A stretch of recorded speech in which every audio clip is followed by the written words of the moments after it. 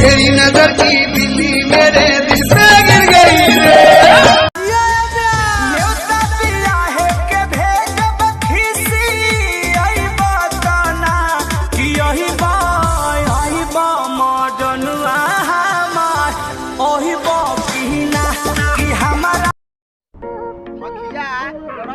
दिल में करार रखे अखिया लड़ल बजब से दिल में करार रखे हम कैसे कही दोबारा तुम याद। इश्क जैसे है एक आंधी, इश्क है एक तूफान, इश्क के